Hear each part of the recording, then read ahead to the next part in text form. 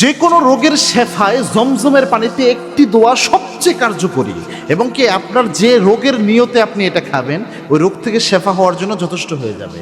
দেখেন জমজমের পানি অনেক ফজিলতপূর্ণ একটা পানি। আল্লাহর হাবিব সাল্লাল্লাহু আলাইহি ওয়াসাল্লাম এই পানির অনেক বরকত বর্ণনা করেছেন, এবং কি আল্লাহর হাবিব সাল্লাল্লাহু আলাইহি ওয়াসাল্লাম বলতেন মা উজ জামজাম লিমা শুরিবালাহ, জমজমের পানি যে যে নিয়তে পান করে আল্লাহ রাব্বুল আলামিন তাকে ওটাই দান করে দেয়।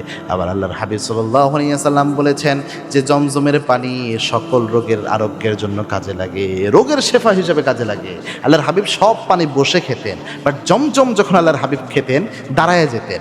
সাহাবায়ে কেরাম প্রশ্ন করেছেন, ইয়া রাসূলুল্লাহ জমজমের পানি খাওয়ার সময় আপনি কেন দাঁড়ায় যান? আল্লাহর হাবিব সাল্লাল্লাহু আলাইহি ওয়াসাল্লাম বলেছেন লিতাআজিমি আখি ইসমাইল, আমার ভাই ইসমাইলের সম্মানে আমি দাঁড়ায়া যাই। সুবহানাল্লাহ। যেন জমজমের পানির মধ্যে শেফা রয়েছে। মেডিকেল সায়েন্সে প্রমাণ করেছে জমজমের পানিতে এমন কিছু উপাদান আল্লাহ দিয়েছেন যেগুলো রোগ মুক্তির জন্য বড় একটা কারণ হতে পারে।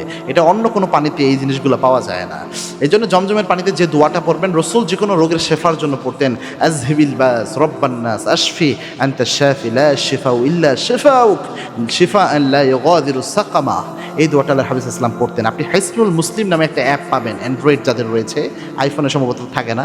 এই হাইসনুল মুসলিমে আপনি এই অ্যাপটা পেয়ে যাবেন, পাশাপাশি একটা বইও পাবেন হাইসনুল মুসলিম নামে। এখানে দেখবেন রোগ মুক্তির দোয়া, এটা অথবা অনলাইনে সার্চ করবেন গুগলে পেয়ে যাবেন এই দোয়াটা। তার পাশাপাশি লা বা'সান তুহুরুন ইনশাআল্লাহ, এটা আপনি এগুলো পড়েন, পড়ে দাঁড়িয়ে যখন জমজম পান করবেন কিবলামুখী হয়ে পান করবেন।